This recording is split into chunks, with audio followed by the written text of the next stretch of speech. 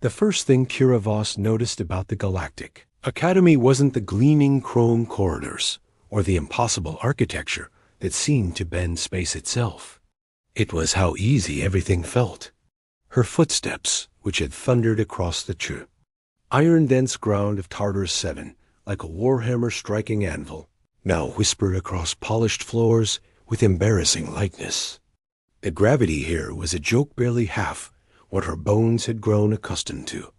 She pressed her palm against the wall, feeling the smooth synthetic material yield slightly under pressure that would have left permanent impressions in the volcanic rock of home. Everything here was soft, designed for comfort rather than survival. Even the air felt wrong, clean and filtered, lacking the sharp bite of sulfur and metal that had trained her lungs to extract oxygen from poison. "Look at the primitive," came a voice like crystal chimes in a gentle breeze. Kira turned to see 3 ethereals floating past, their translucent bodies refracting the corridor's lights into rainbow patterns.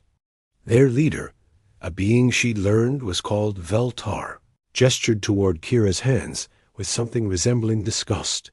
"Those scars are absolutely barbaric. On our world, we've eliminated physical imperfection for millennia." Kira glanced down. At her hands a roadmap of survival written in scar tissue. The long line across her left palm from the razorgrass incident when she was 7.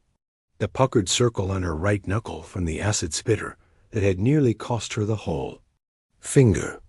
The countless smaller marks from a childhood spent learning that everything on Tartarus 7 wanted to kill you, and the only way to live was to be tougher than everything else. "Imperfection," she repeated quietly, more to herself than to them. On Tartarus 7, scars weren't imperfections, they were diplomas. Each one a lesson learned, a death avoided, a day earned through blood and determination. The ethereals drifted away, their musical laughter trailing behind them like a funeral dirge. Kira continued toward her assigned dormitory, noting how the other students gave her a wide berth. She'd grown used to it over the past 3 months since arriving at the academy. The stares, the whispers, the way conversations died when she entered a room.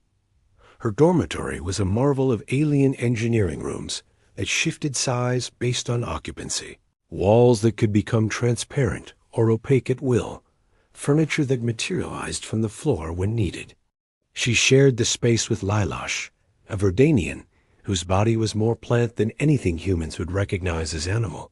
Lilash was everything Kira wasn't: gentle, optimistic, speaking in soft rustles about peace and harmony. "They mean no harm," Lilash would say whenever Kira returned from another day of casual cruelty. "They simply don't understand our ways." But Kira understood theirs perfectly. She'd seen the same dynamic on Tartarus 7, where the miners' children would torment the colony's service workers' kids. The strong preying on the weak, the established maintaining their position through systematic humiliation. The only difference was that on Tartarus 7, such behavior usually got you killed by something with bigger teeth. As she lay in her bed that night, feeling the strange lightness in her bones, Kira thought about her family still working the tritium mines back home. Her father, whose hands were even more scarred than hers, had sacrificed everything to get her this opportunity. "You're going to learn things we can't teach you," he'd said, his voice rough from years of breathing recycled air. "But don't let them make you forget what we did teach you." The Academy's artificial night settled over the station, and Kira closed her eyes, dreaming of a world where the ground tried to kill you every day, and somehow that felt more honest than this place where cruelty wore a civilized mask. Dr. Zephihai's xenobiology class had become Kira's favorite subject, not because she enjoyed the material, but because it was the only place where her knowledge counted for something. While her classmates struggled with theoretical concepts about hostile environments, Kira had lived them. "Can anyone tell me the primary survival mechanism of the Tartarus razorgrass?" Dr. Zephihai asked, his 4 eyes scanning the amphitheater. of students. Silence stretched until Kira raised her hand. It cuts anything that touches it, but the real danger isn't the initial wound. The grass releases spores into the bloodstream that cause hallucinations, making the victim more likely to stumble into more patches until they bleed out. The professor's mandibles clicked approvingly. Excellent. And how would one navigate such terrain safely? You don't, Kira said simply. You go around, even if it takes days. But if you must cross it, you move at dawn when the spores are dormant. Wear triple-layered protective gear and never, ever run. Running makes you careless, and careless is dead. Behind her, she heard Kickstall, a synthetic student, whisper to his friends. Of course the savage knows about cutting and bleeding. Probably thinks that's the solution to everything. The comment stung, but Kira had learned to channel such feelings into focus. She'd grown up in a world where distraction meant death, where emotional responses were luxuries that could get you killed. The Academy's cruelty was nothing compared to a Deathworld's honest brutality. After class, she found Lilaish waiting by her locker, her photosynthetic patches dim with distress. They've been leaving notes, her roommate said, extending a tendril toward Kira's storage unit. The messages were written in standard galactic, but their meaning was clear. Go back to your rock. Primitives don't belong here. Your kind should stay extinct. The usual collection of xenophobic slurs and threats that had become part of Kira's daily routine. Why don't you report them? Lilaish asked, her voice rustling with concern. Kira crumpled the notes, her scarred fingers making the task look effortless. Because they're not wrong about what I am. I am primitive by their standards. I am from a rock that most civilized species would consider hell. And reporting them would just prove I can't handle their level of civilization. What she didn't say was that she'd already identified the authors. Veltar's crystalline structure left microscopic fragments when he wrote.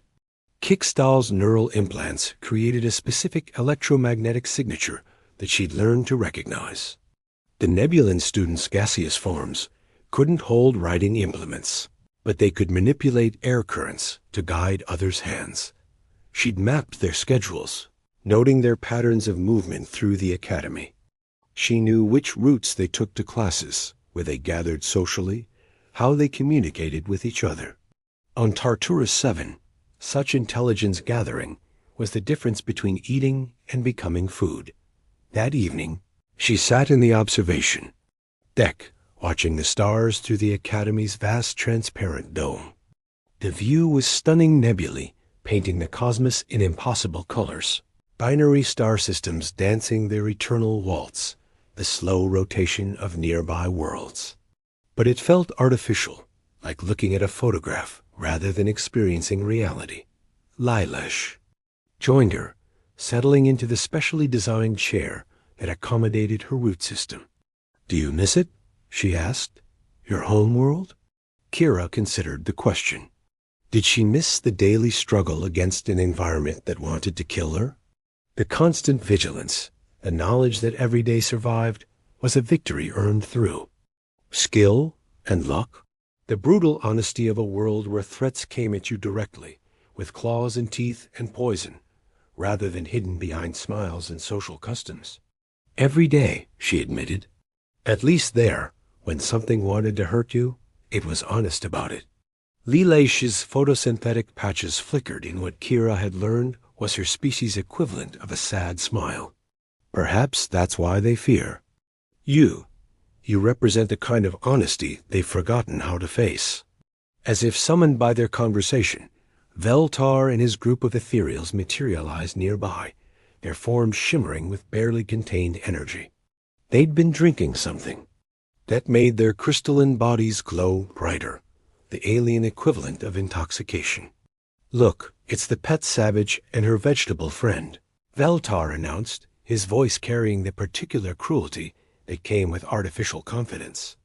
Tell me, primitive, do you dream of rolling in mud and eating raw meat? Kira stood slowly, her movements carrying the controlled grace of someone who'd spent years avoiding things that could kill her in seconds. I dream of many things, Veltar, but mostly, I dream of a world where strength is measured by what you can survive, not by what you can destroy. The ethereal's form flared brighter, anger making his crystalline structure resonate. Survival is for lower species. We've transcended such base concerns. Have you? Kira asked, taking a step closer. In the Academy's light gravity, her movement was fluid, predatory. Because from where I stand, you look like someone who's never had to fight for anything, never had to earn your place, never had to prove you deserve to keep breathing. The observation. Deck fell silent, other students turning to watch the confrontation. For a moment, something flickered in Veltar's multifaceted eyes, a recognition of the predator standing before him. Then his artificial confidence reasserted itself. "We'll see how long your primitive arrogance lasts," he said, his voice carrying a promise that made Kira's combat instincts sing with recognition. As the ethereals drifted away, Kira remained standing, her eyes fixed on the stars. Lilaja's rustling voice carried worry. "Perhaps we should request a room transfer. For safety." But Kira was already thinking like a hunter, mapping the Academy's corridors in her mind, identifying potential ambush points and escape routes. She'd survived 18 years on a world that killed the weak without mercy. Whatever these pampered aliens had planned, she'd faced worse before breakfast on TARDARUS-7. The real question wasn't whether she could survive their escalation. The question was whether they could survive hers. Part 3. The breaking point. The accident happened during the Academy's monthly gravity simulation exercise, when the station's artificial gravity was adjusted to match different world conditions. It was supposed to be educational, a chance for students to experience the physical challenges their classmates faced daily. For most, it was an amusing novelty. For Kira, it was a reminder of inadequacy. She'd been partnered with Lilash for the Verdanian simulation, where gravity was reduced to nearly nothing, and students had to navigate using magnetic anchors and controlled movements. While others struggled with the weightlessness, Kira found herself overcompensating, her Deathworld-trained muscles sending her careening into walls with embarrassing frequency. "Careful, primitive," Kixtal had called out, his synthetic body perfectly calibrated for the conditions. "Try not to break anything else with your clumsy brutality." The laughter that followed was sharp and cutting, designed to wound. Kira gritted her teeth and focused on helping Lilash, whose root system made the low-gravity environment particularly challenging. Her roommate's photosynthetic patches had dimmed with the effort, and she was struggling to maintain her grip. "On the anchor points. I've got you," Kira whispered, steadying her friend's trembling form. "Just breathe. Focus on the light panels." That's when she noticed the modifications to Lila's anchor system. The magnetic clamps had been subtly altered, their connection points filed down to create weak spots. As Kira watched in horror, the primary anchor began to fail, the microscopic stress fractures spreading under the Verdanian's weight. The anchors are sabotaged, Kira shouted, lunging forward to catch Lilash as the magnetic clamp shattered. But in the low gravity, her movement was too violent, too desperate. She managed to grab her roommate's main trunk, but the momentum sent them both spinning toward the chamber's energy conduits. The impact was spectacular and fatal. Lila's delicate nervous system evolved for a world of gentle breezes and filtered. Sunlight couldn't withstand the electrical surge that coursed through her body. She died instantly, her photosynthetic patches flaring once with brilliant light before going dark forever. Kira held her friend's body in the sudden silence, feeling the weight of failure settle on her shoulders like a familiar burden. Around her, the other students watched with expressions ranging from shock to barely concealed satisfaction. The exercise was terminated, emergency protocols activated, and investigations launched. But Kira already knew what they'd find. The sabotage had been expertly done, the modifications subtle enough to pass casual inspection. The failure could be explained as equipment malfunction, a tragic accident in a routine training exercise. No one would be held responsible. Except, in the way that mattered most, Dr. Zephi found her in the Academy's memorial garden 3 days later, sitting beside the small monument that had been erected for Lailash. The Verdanian's final gift to the Academy was a flowering vine that had grown from her remains, its blossoms providing a small reminder of beauty in the sterile environment. The investigation concluded it was an equipment failure, the professor said, his mandibles clicking with what might have been sympathy. These things happen, even with the best safety protocols.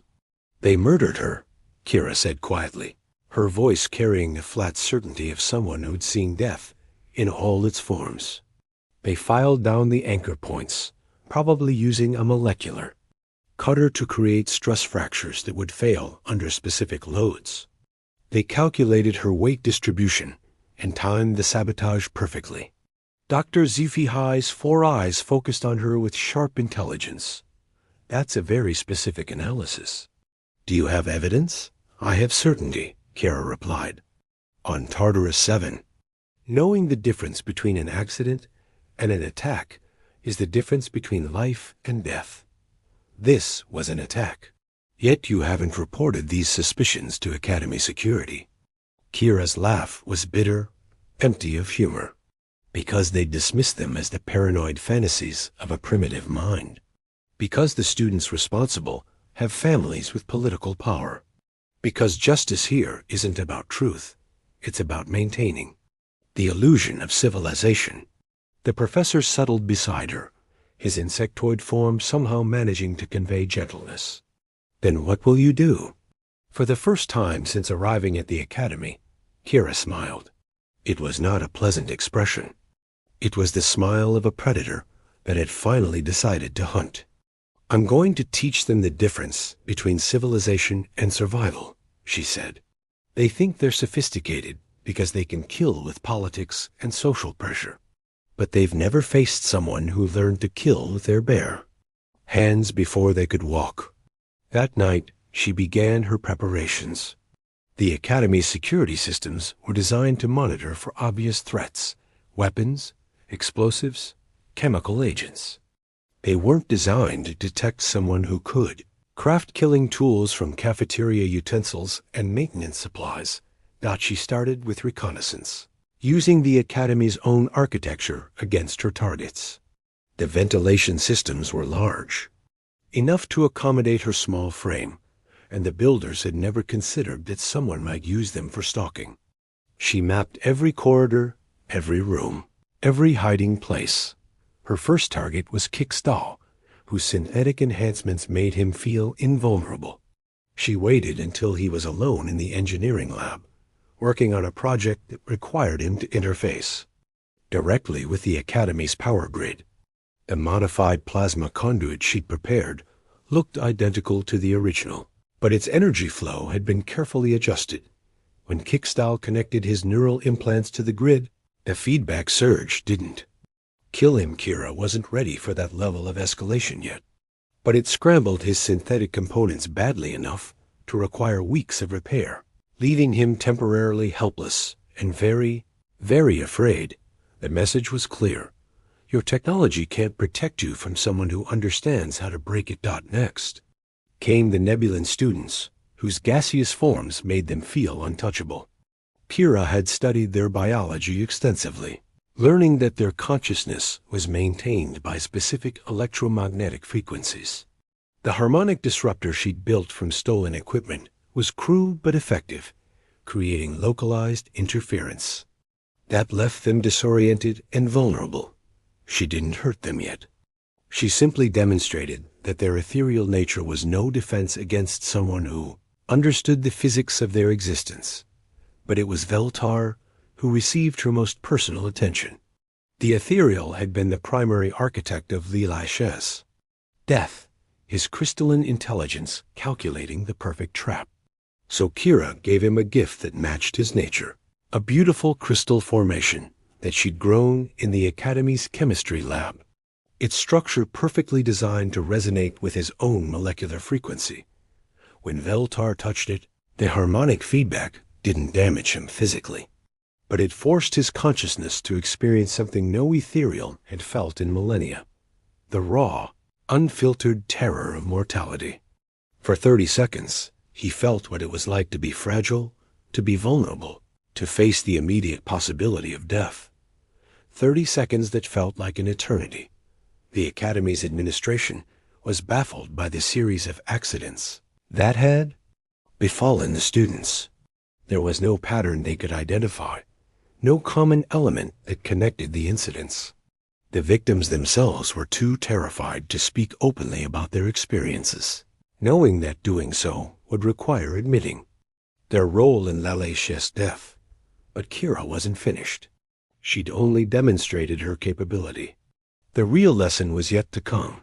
The hunting had awakened something in Kira that she'd kept carefully buried during her months of enduring the Academy's casual cruelty. It was the part of her that had learned to track acid spitters through sulfur marshes, to read the subtle signs that marked the difference between safe ground and a trap that would swallow you whole. The part that understood that in a world where everything wanted to kill you, the only sin was dying stupidly.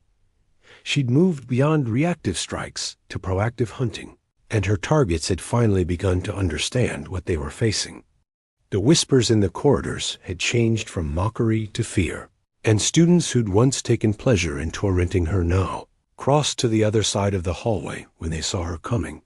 But it was Director Kelvash who forced her hand. Academy's head administrator was a Zentaran, a species known for their political acumen and their ability to maintain order through careful manipulation of social dynamics. He'd summoned her to his office, a sprawling space filled with artifacts from 100 different worlds, each one a testament to the Academy's commitment to galactic diversity. "Miss Voss," he said, his voice carrying the careful neutrality of someone who'd learned to navigate dangerous political waters. "I think it's time we had a conversation about your adjustment difficulties." Kira sat in the chair across from his desk, her posture relaxed but ready. She'd learned to read alien body language as carefully as she'd once read Tarar 7's warning signs, and everything about Kelvash suggested a predator preparing to strike. "I'm adjusting fine," she replied evenly. "My grades are excellent. I've had no disciplinary issues, and I've formed positive relationships with my instructors." "That's true," Kelvash acknowledged, his multi-jointed fingers steepled in front of him. "But there have been incidents. Students from prominent families have experienced unusual accidents. Equipment failures, system malfunctions, the kind of problems that seem to cluster around certain individuals." "Equipment fails," Kira said with a shrug. "Systems malfunction. The Academy's own safety reports document dozens of similar incidents every semester." "Indeed, but these particular incidents have affected students who were previously, let's say, less than welcoming to you. That suggests either an extraordinary coincidence or something more purposeful." Kira leaned forward slightly, her scarred hands folded in her lap. "Director, are you suggesting that I'm somehow responsible for these accidents?" "I'm suggesting that perhaps the Academy environment isn't the best fit for someone with your background. The Galactic Education Council has several programs specifically designed for students from primitive worlds. Environments that might be more appropriate for your particular skill set." The words hung in the air like a challenge. Kira recognized the maneuver, the same kind of sophisticated bullying that had led to Lalesh's death, dressed up in administrative language and backed by institutional power. Remove the inconvenient element rather than address the underlying problem. "You want me to leave," she said quietly. "I want what's best for all our students, including you. And if I refuse?"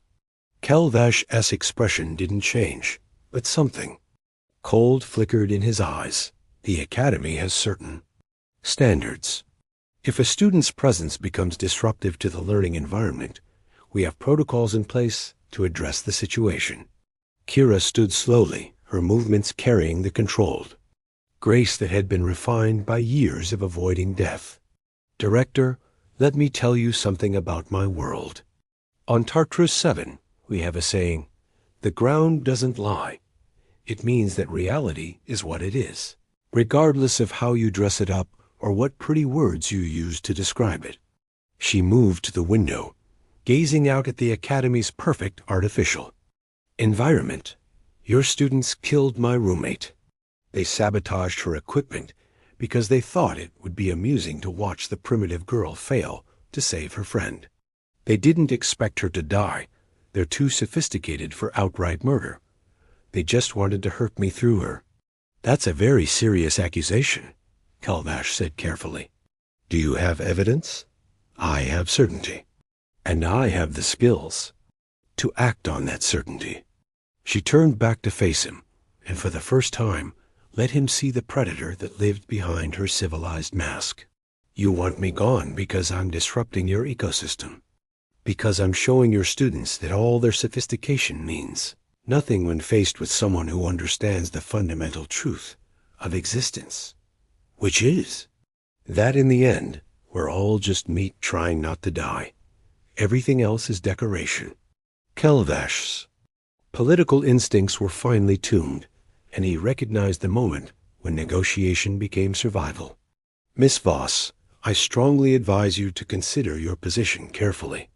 You're one individual against an entire institution, against families, with power spanning multiple star systems, against a civilization that has maintained order for millennia. Kira's smile was sharp as a blade. Director, your civilization has maintained order by ensuring that people like me stay on worlds like Tartarus 7. You've built a galaxy where the strong prey on the weak, but you've made the predation so subtle and sophisticated that your victims don't even recognize it as violence. She walked to his desk, placing her hands on its surface. The scarred flesh stood out starkly against the polished alien wood. But I do recognize it, and I know how to respond to it. Are you threatening me? I'm educating you. Because tomorrow, the real lesson begins. That night, Kira sent a message to her father on Tartarus 7. It was brief, encoded in the mining shorthand they'd developed for dangerous conversations. The ore here is contaminated. Beginning extraction protocols. May need to use heavy equipment. Send prayers and remember the lessons. His response came back within hours. Understood. The ground doesn't lie. Make them remember why they fear the dark. She spent the rest of the night preparing. Not for battle, she'd been preparing for that. Since she was old enough to hold a blade, she was preparing for war. The kind of war that would echo through the galaxy's carefully maintained social order, forcing everyone to confront the reality they'd spent centuries avoiding. The Academy students thought they understood civilization. They thought they understood power. They thought they understood what it meant to be human. They were about to learn they understood nothing at all. Asterisk. The Academy's Grand Assembly was scheduled for the following evening, a monthly gathering where students from across the galaxy presented their research to the academic community. It was a showcase of enlightened discourse, a celebration of the intellectual achievements that defined galactic civilization. Director Kelvash had likely planned to use the event to announce Kira's voluntary departure, painting her removal as a mutual decision that benefited everyone involved. Kira had other plans. She'd spent the day making final preparations, her movements calm and purposeful, as she retrieved items from hiding places throughout the academy. To any observer, she appeared to be simply attending classes, completing assignments, going through the motions of normal student life. But her scarred hands were busy with the subtle work of war. The assembly hall was the academy's crown jewel. a soaring chamber that could accommodate thousands of students and faculty. Its architecture was designed to inspire awe, with holographic displays that could show star charts, molecular structures, or abstract art depending on the presenter's needs. Tonight, it would show something else entirely. Kira arrived early, dressed in the formal academic robes that all students wore for assembly. Hers were simple, unmarked by the honors and achievements that decorated her classmates' garments. She looked like what she'd always been at the academy, an outsider, a primitive, someone who didn't belong. The irony wasn't lost on her dot as students filed in. She noted the seating arrangements with a hunter's eye. Veltar and his ethereal associates had claimed their usual position in the upper tiers, their crystalline forms glowing with the kind of casual arrogance that came from never having been truly challenged. Kickstal sat with the other synthetics, his recently repaired neural implants, making him noticeably more cautious than usual. The Nebulan students drifted in their preferred corner, their gaseous forms creating patterns that looked like abstract art. Director Kelvash took his position at the podium, his political instincts clearly suggesting that addressing the Kira situation quickly would be the wisest course. He began with the usual platitudes about academic excellence and galactic cooperation, but his eyes kept drifting to where she sat in the front row. "Before we begin tonight's presentations," he announced, "I'd like to address a matter of academy policy. It has come to our attention that some students may be struggling with the transition to our educational environment. While we applaud their efforts, we must also recognize when alternative educational paths might better serve their needs." A murmur ran through the assembled students. Everyone knew what this meant. The primitive was being expelled. Kira stood, slowly, her movement cutting through the director's speech like a blade. "Director Kelvash, if I may." The political calculation was clear in his eyes. Denying her the right to speak would look petty, while granting it would give him the opportunity to demonstrate his magnanimity. "Of course, Miss Voss. The Academy has always valued open dialogue." She walked to the podium, her footsteps echoing in the vast chamber. When she reached the speaking platform, she turned to face the assembled students and faculty, her expression calm and controlled. "3 months ago, I arrived at the Galactic Academy believing I was here to learn," she began, her voice carrying clearly through the hall's acoustics. "I thought I would study xenobiology, interspecies relations, the foundations of our galactic civilization. And I have learned, just not what I expected." She activated the holographic display, and the first image appeared, a detailed schematic of the anchor system that had killed Lailash. The molecular level modifications were highlighted in red, showing exactly how the sabotage had been carried out. I learned that my roommate, Lileisha Verdania, was murdered by students who thought it would be amusing to watch me fail to save her. The equipment failure wasn't an accident. It was a calculated act of violence disguised as a prank. The assembly erupted in shocked whispers. Director Kelvash stepped forward, his political instincts screaming danger. "Miss Voss, these are very serious accusations." "Without evidence? I have evidence," Kira interrupted, activating another display. This one showed security footage from the Academy's maintenance areas, images of students she'd identified accessing. Restricted equipment, electromagnetic signatures that matched specific individuals. I have proof that certain students have been conducting what they call experiments in creative bullying, testing how far they can push someone from a primitive world before they break. The images kept coming, communication logs showing the coordination of harassment campaigns, psychological profiles that had been compiled to identify her specific vulnerabilities, even betting pools on how long she would last before requesting transfer or suffering a complete breakdown. "But the most important thing I learned," Kira continued, her voice growing stronger, "is that your civilization is built on a lie. You tell yourselves that you've evolved beyond the brutal realities of survival. that you've transcended the primitive need for violence. But you haven't.